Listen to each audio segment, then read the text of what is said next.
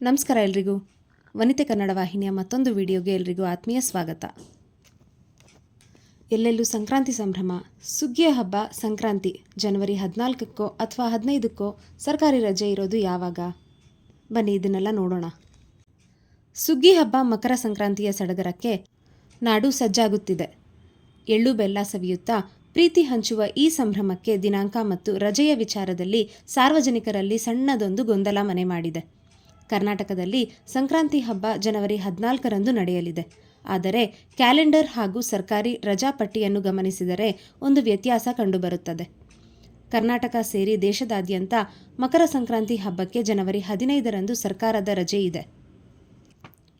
ಹಾಗಿದ್ರೆ ಹಬ್ಬ ಜನವರಿ 14ಕ್ಕೋ ಅಥವಾ 15ಕ್ಕೋ? ಹಾಗಿದ್ರೆ ನಾವು ಯಾವ ದಿನ ಹಬ್ಬ ಮಾಡಬೇಕು ಅಂತ ಗೊಂದಲ ಮಾಡ್ಕೋಬೇಡಿ.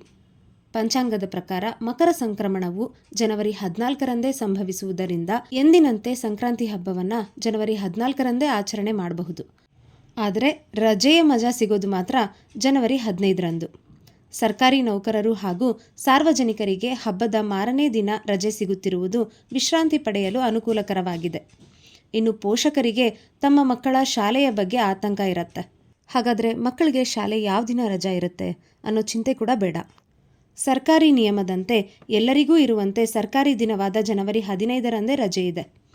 ಸಾಮಾನ್ಯವಾಗಿ ಅಧಿಕ ವರ್ಷಗಳು ಬಂದಾಗ ಮಾತ್ರ ಸಂಕ್ರಾಂತಿ ಹಬ್ಬ ಜನವರಿ 15ರಂದು ಬರುತ್ತೆ. ಈ ಅಧಿಕ ವರ್ಷಗಳು ಪ್ರತಿ 4 ವರ್ಷಗಳಿಗೊಮ್ಮೆ ಬರುತ್ತೆ. ನೀವು ಜನವರಿ 15ರಂದೇ ಸಂಕ್ರಾಂತಿ ಹಬ್ಬವನ್ನು ಆಚರಣೆ ಮಾಡಬೇಕು ಅಂದರೆ 2028ನೇ ಇಸವಿಯವರೆಗೆ ಕಾಯಬೇಕು. ಅಲ್ಲಿವರೆಗೆ ಸಂಕ್ರಾಂತಿ ಹಬ್ಬ ಜನವರಿ 14ರಂದೇ ಇರಲಿದೆ. ಹಬ್ಬದ ಸಡಗರ ಮತ್ತು ಹಳ್ಳಿಯ ಸೊಗಡು. ಸಂಕ್ರಾಂತಿ ಎಂದರೆ ಕೇವಲ ರಜೆಯಲ್ಲ, ಅದು ಸಂಪ್ರದಾಯದ ಸಂಗಮ. ಸಂಕ್ರಾಂತಿ ಹಬ್ಬದಲ್ಲಿ ಸಿಹಿ ಮತ್ತು ಖಾರದ ಪೊಂಗಲ್ಗಳು, ಎಳ್ಳು, ಸಕ್ಕರೆ ಅಚ್ಚು ಹಾಗೂ ಕಬ್ಬು ಹಂಚುವುದು ಹೆಂಗಳೆಯರಿಗೆ ಸಂತಸ ಇಮ್ಮಡಿಗೊಳಿಸುತ್ತದೆ. ಮನೆ ಮುಂದೆ ಬಣ್ಣ ಬಣ್ಣದ ರಂಗೋಲಿ ಹಾಕಿ ಎಳ್ಳು ಬೆಲ್ಲ ಬೀರುವುದು ಹಬ್ಬದ ಕಳೆ ಹೆಚ್ಚಿಸುತ್ತದೆ. ಇನ್ನು ಪುರುಷರಿಗೆ ಹೋರಿಗಳನ್ನು, ದನಗಳನ್ನು ಕಿಚ್ಚು ಹಾಯಿಸುವುದು ಸಂಭ್ರಮ ನೂರ್ಮಡಿ ಮಾಡುತ್ತದೆ. ಹಳ್ಳಿಗಳಲ್ಲಿ ಎತ್ತುಗಳನ್ನು ಸಿಂಗರಿಸಿ ಮೆರವಣಿಗೆ ಮಾಡುವುದು ಹಬ್ಬದ ಪ್ರಮುಖ ಆಕರ್ಷಣೆ. ಒಟ್ಟಾರೆಯಾಗಿ ನಾಡಿನ ಹಳ್ಳಿಗಳಲ್ಲಿ ಸಂಕ್ರಾಂತಿ ಸಂಭ್ರಮ ಮನೆ ಮಾಡಿರುತ್ತದೆ. ನಗರದ ಜಂಜಾಟದಿಂದ ದೂರ ಸರಿದು ಹಳ್ಳಿಯ ಸೊಗಡಿನೊಂದಿಗೆ ಈ ಮಣ್ಣಿನ ಹಬ್ಬವನ್ನು ಬರಮಾಡಿಕೊಳ್ಳಲು ಜನರು ಸಜ್ಜಾಗಿದ್ದಾರೆ.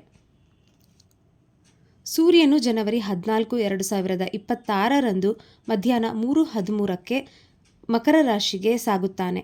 ಅಂದರೆ ಮಕರ ಸಂಕ್ರಾಂತಿ ಪುಣ್ಯಕಾಲ ಜನವರಿ 14 ಬುಧವಾರ ಮಧ್ಯಾಹ್ನ 3:13ರಿಂದ ಸಂಜೆ 6:15 ಅಂದರೆ 3 ಗಂಟೆ 2 ನಿಮಿಷಗಳು. ಪಂಚಾಂಗದ ಪ್ರಕಾರ ಜನವರಿ 14ರಂದು ಸೂರ್ಯನು ಮಕರ ರಾಶಿಯನ್ನು ಪ್ರವೇಶಿಸುತ್ತಾನೆ. ಅದು ಮಧ್ಯಾಹ್ನ 3:13ರಿಂದ ಸಂಜೆ 5:45ರವರೆಗೆ ಇರುತ್ತದೆ. ಅವಧಿ 2 ಗಂಟೆ 32 ನಿಮಿಷಗಳು.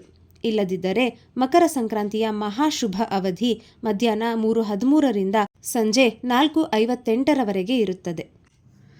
ಇನ್ನು ಪ್ರವಾಸಕ್ಕೆ ಹೋಗುವವರ ವಿಚಾರ ನೋಡೋದಾದರೆ ಸಂಕ್ರಾಂತಿ ಹಬ್ಬವೆಂದು ಜನರು ಸಾಲು ಸಾಲು ರಜೆಗಳ ಲಾಭ ಪಡೆಯಲು ಸಜ್ಜಾಗುತ್ತಿದ್ದಾರೆ.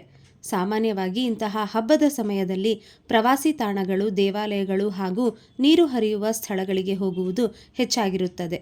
ಇಂತಹ ಸಂದರ್ಭದಲ್ಲಿ ಸುರಕ್ಷತೆ ಬಹಳ ಮುಖ್ಯ. ಮಕ್ಕಳನ್ನು ಕರೆದುಕೊಂಡು ದೇವಾಲಯ ಹಾಗೂ ನೀರು ಹರಿಯುವ ಪ್ರವಾಸಿ ತಾಣಗಳಿಗೆ ಹೋದಾಗ ಮಕ್ಕಳ ಬಗ್ಗೆ ಹೆಚ್ಚಿನ ಗಮನವಿರಲಿ.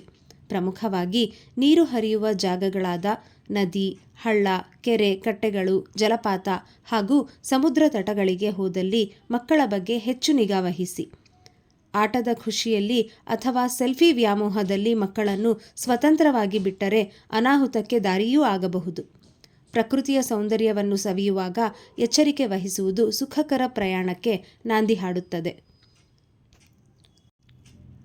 ನೇಸರನು ತನ್ನ ಪಥವ ಬದಲಿಸುತ್ತಿರಲು, ಮಾಗಿಯ ಚಳಿ ಮಾಯವಾಗಿರಲು, ತನು ಮನದಲ್ಲಿ ಹೊಸ ಚೈತನ್ಯ ಮೂಡಲಿ, ಹೊಸ ಬೆಳೆ ಹೊಸ ಕ್ರಾಂತಿ ಜಗದಲ್ಲಿ ಹರಡಲಿ.